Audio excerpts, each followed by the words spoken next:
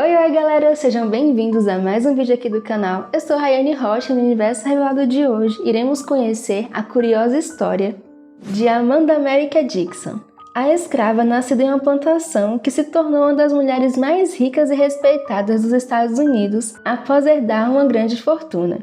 Então, sem mais delongas, vamos pro vídeo! Amanda America Dixon Turner nasceu escravizada em 20 de novembro de 1849 em uma plantação em Hancock, distrito da Geórgia, nos Estados Unidos. Sua mãe, Julie Frances Lewis, era uma escrava que trabalhava como doméstica, enquanto que seu pai era um homem branco chamado David Dixon. David era um famoso proprietário de escravos e reformador agrícola que possuía mais de 150 escravos, e que, devido à sua grande fortuna, era considerado um dos 8 fazendeiros mais ricos da região. E como era de se imaginar, infelizmente as circunstâncias do nascimento de Amanda foram tristes e trágicas, pois sua mãe, Julie, tinha apenas 12 anos de idade quando foi pega a forças por David Dixon, que era o seu proprietário e que tinha 40 anos de idade. E meses depois, aos 13 anos, Julie deu à luz a Amanda. No início, Julie e sua mãe, a avó materna de Amanda, fizeram de tudo para esconder a bebê de David, com medo de que ele fizesse mais algum mal a elas. No entanto, ele acabou descobrindo a gravidez de Julie, e assim que Amanda parou de mamar, ele foi atrás dela e a tirou dos braços de sua mãe e de sua avó. Acontece que, apesar de já ser casado e ter alguns filhos, David sempre nutriu em seu coração o desejo de ser pai de uma filha, e por isso ele e sua família chegaram à conclusão de que, por Amanda ter o seu sangue em suas veias, ela não poderia viver entre os escravos, e por isso eles decidiram que ela deveria viver com sua avó branca, que era a mãe de David, para que assim Amanda ficasse bem longe dos olhares de sua mãe e de sua avó escravas. E embora Amanda fosse legalmente uma escrava, seu pai a amava muito, e por isso ele fez de tudo para garantir que ela fosse bem educada. Assim, a sua avó paterna a ensinou a ler, escrever e a tocar piano. Enquanto ela crescia, o pai dela foi se reinventando, desenvolvendo diversas técnicas agrícolas bem-sucedidas, e com isso ele se tornou ainda mais rico. Até que em 1861 ele foi apelidado de o Príncipe das Fazendas da Geórgia, pois grande parte dos lucros da região vinham graças às suas plantações e às suas invenções. Segundo alguns historiadores, apesar de ser dono de escravos, David Dixon não gostava de tratar seus escravos com violência, pois ele entendia que escravos bem tratados trabalhavam com mais ânimo e assim geravam mais lucros para ele. E por tratar seus escravos sempre tão bem, ele foi muito lembrado por ensinar seus amigos agricultores a não usar a violência para conseguir obter lucros com o trabalho escravo. E apesar de tudo, há evidência de que David tratava Amanda muito bem e a enchia de muito amor e carinho. E percebendo que não era justo que Amanda crescesse longe da mãe, ele decidiu que Julie virasse a governanta de sua mansão, para que assim ela pudesse ficar mais perto de sua filha. E quando Julie pôde finalmente reencontrar Amanda, ela também a encheu de muito amor. No entanto, apesar de David tratar bem seus escravos, como era de se esperar, a família dele tratava a mãe de Amanda com muito desprezo, e por isso ela era obrigada a seguir uma jornada dura de trabalho, tendo que trabalhar horas e horas sem descanso e, de quebra, ainda satisfazer os desejos carnais de seu proprietário. Apesar de seu status legal de escrava, Amanda cresceu sendo sempre bem tratada pela maioria das pessoas. E graças à posição social de seu pai, ela foi bastante privilegiada em relação às outras crianças escravizadas, pois além de receber uma excelente educação, ela também aprendeu regras de etiqueta social apropriadas para a posição social de sua família paterna, onde ela aprendeu a se vestir de maneira modesta e elegante e a se apresentar como uma verdadeira dama da alta sociedade. Fora isso, o pai de Amanda fez questão dele próprio ensinar a ela sobre seus conhecimentos práticos de como conduzir transações comerciais com responsabilidade e a como manter e proteger suas finanças após o casamento, permitindo que no futuro próximo ela soubesse gerenciar seu próprio dinheiro e assim proteger a riqueza da família. Em 1864, quando Amanda tinha 15 anos de idade, a sua avó branca, Elizabeth, acabou falecendo.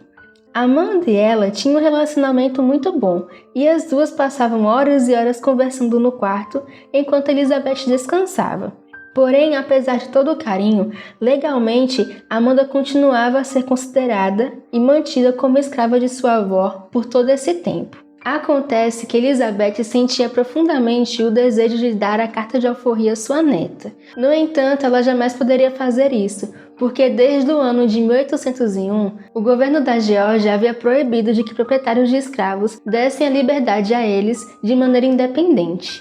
E por isso, naquela época, a única maneira de libertar um escravo era se os proprietários fossem até a corte pedir permissão aos juízes para poder dar liberdade a seus escravos. Porém, isso era um processo muito demorado e raramente os juízes aceitavam o pedido. Por conta disso, apesar de toda a riqueza de sua família, até os 15 anos de Amanda, David e Elizabeth nunca conseguiram libertá-la legalmente. Mas felizmente, um ano após o falecimento de sua avó, em 1865, a escravidão foi finalmente abolida, e assim Amanda, sua mãe e a sua avó puderam ganhar a sua tão sonhada liberdade. Depois de livre, aos 16 anos, Amanda decidiu que ela, juntamente com a sua mãe e a sua avó, que já não eram mais escravas, iriam se mudar da fazenda de seu pai para outra que ficava numa cidade menor. Lá, ela se apaixonou e foi pedida em casamento por Charles Eubanks, o seu primo branco, que era um veterano de guerra. Apaixonados, os dois tinham o sonho de se casar legalmente em uma igreja. Mas, infelizmente, por causa das leis anti-miscigenação que existiam no estado da Geórgia naquela época, Amanda e Charles, por serem um casal interracial, não podiam se casar perante a lei, pois era totalmente proibido de que uma pessoa branca se casasse com uma pessoa negra naquela região. Poucos meses depois, eles tiveram seu primeiro filho, chamado Julian Henry, e 4 anos depois, Amanda deu à luz ao seu segundo filho, chamado Charles Green. Anos mais tarde, seus 2 filhos mestiços se casaram com mulheres de famílias bem-sucedidas e logo se tornaram parte da alta sociedade da Geórgia. Infelizmente, depois do nascimento do seu primeiro filho, o casamento de Amanda e Charles começou a desandar. As brigas eram constantes e, por isso, Amanda vivia constantemente infeliz com o seu casamento, até que em 1870, logo após o nascimento do seu segundo filho, ela decidiu se separar de vez de Charles, voltando a viver na fazenda de seu pai. Mas Charles não aceitou isso e fez de tudo para que ela voltasse para ele. Mas apenas 2 anos e meio depois, ele acabou falecendo. Enquanto Amanda estava morando na casa de seu pai, ela nutriu o desejo de voltar a estudar, e por isso, em 1876, quando ela tinha 27 anos de idade, ela saiu de casa mais uma vez para frequentar a escola normal da Universidade de Atlanta, que é uma universidade historicamente negra. Lá ela estudou por 2 anos e em 1878 ela retornou para a fazenda de sua família mais uma vez. Seu pai estava muito feliz e orgulhoso por ela ter conseguido estudar em uma boa universidade e tudo ia muito bem até que 7 anos depois ele veio a falecer repentinamente. E quando seus parentes descobriram que ele havia feito um testamento, todos ficaram como urubus, esperando ansiosos para receber alguma fatia de sua fortuna. No entanto, na hora de abrir o testamento, todos foram surpreendidos quando descobriram que em seu testamento, David Dixon afirmava com todas as letras que toda a sua riqueza, a sua propriedade que incluía mais de 17 hectares de terra e $3.000 em dinheiro vivo, seriam deixados somente para Amanda e seus 2 filhos. Além disso, ele ainda fez um documento especial que proibia que qualquer pessoa tentasse anular o seu testamento. No entanto, mesmo assim, a sua família fez de tudo para anular a decisão. Para vocês terem ideia, 79 parentes fizeram questão de apresentar ações judiciais contra a decisão de David no tribunal. Alguns chegaram a afirmar que David não estava bem mentalmente quando escreveu o testamento e que Amanda e sua mãe Julie haviam se aproveitado disso para obrigá-la a deixar tudo para ela. E outros até chegaram a dizer que Amanda era na verdade filha de outro homem. Mas felizmente, apesar da grande quantidade de ações contra Amanda, depois de várias e várias audiências, o tribunal investigou o caso e entendeu que não havia nada de errado com o testamento, e por isso Amanda pôde finalmente herdar toda a fortuna de seu falecido pai em paz. Mas não feliz com o resultado, como era de se esperar, mesmo depois disso, alguns familiares distantes de David ainda vieram perturbar a vida de Amanda, levando o caso mais uma vez até o Supremo Tribunal de Justiça da Geórgia, afirmando que, por ser uma ex-escrava, ela jamais poderia herdar algo de uma família branca. No entanto, nesse período, havia sido escrita uma nova emenda da Constituição dos Estados Unidos, que deixava claro que os direitos de propriedade eram iguais para todos, independente da raça ou gênero, e finalmente, depois de mais de 2 anos da morte de seu pai, ela conseguiu finalmente herdar sua fortuna em paz. E graças a isso, ela se tornou uma das mulheres afro-americanas mais ricas do século XIX. Mas apesar de todas as brigas familiares, Amanda não expulsou os parentes que moravam e trabalhavam na fazenda de seu pai. Mas vendo toda a inveja que eles sentiam dela, temendo por sua vida, ela acabou ficando com medo e em 1886 ela decidiu se mudar de perto deles, indo viver em outra cidade, ainda no estado da Geórgia. Chegando lá, ela logo comprou uma casa de tijolos vermelhos que tinha 7 quartos e uma linda vista em um dos melhores bairros da cidade. Depois de alguns meses morando nessa casa, a alta sociedade da Geórgia, que ainda não a conhecia, se encantou com a inteligência, a elegância e o bom coração que Amanda possuía. E graças a isso e a sua grande fortuna, ela logo se tornou membro oficial da comunidade negra de elite. Nessa comunidade, ela conheceu Nathan Turner, um jovem senhor que, assim como ela, era um mestiço rico que havia sido educado para se tornar um grande cavalheiro da alta sociedade branca. E assim que se conheceram, eles logo se apaixonaram, pois perceberam que seguiam princípios muito parecidos e por isso, em julho de 1890, eles se casaram. Infelizmente, dias depois do casamento, quando tudo parecia ir super bem, Amanda começou a sentir alguns problemas de saúde que exigiam a atenção contínua de seu médico. Em 1893, a saúde de Amanda América havia melhorado muito, mas uma perturbadora provação familiar foi a gota d'água para que sua saúde voltasse a piorar rapidamente.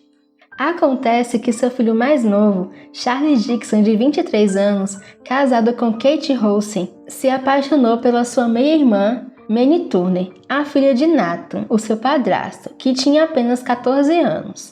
Descobrindo essa situação, Nathan e Amanda levaram Manny, a garota de 14 anos, para uma escola e convento administrado por freiras negras, na tentativa de protegê-la dos olhares de seu meio-irmão Charles Dixon. Mas Charles, com a ajuda dos próprios irmãos de sua esposa e um advogado, armaram um plano quase perfeito para sequestrar a garota. No entanto, o plano deles não deu certo, e os cunhados e o advogado foram indiciados pelo grande júri do estado por conspiração de sequestro, enquanto que Charles conseguiu sair ileso de tudo, conseguindo escapar das acusações por falta de provas.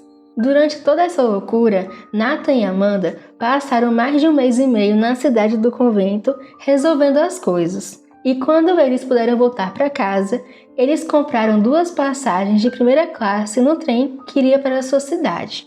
Porém, na hora da viagem, por conta de toda a discriminação racial, alguns passageiros brancos fizeram uma grande confusão e não deixaram que eles embarcassem na primeira classe, e por isso eles foram impedidos de ficar em suas acomodações, que eram confortáveis e com janelas. E tendo que aceitar ficar na parte mais quente do trem, a Amanda, que já estava com a saúde fragilizada, devido a tanto estresse, teve que suportar o calor intenso da viagem. E devido a tanto calor e estresse, a saúde dela piorou rapidamente.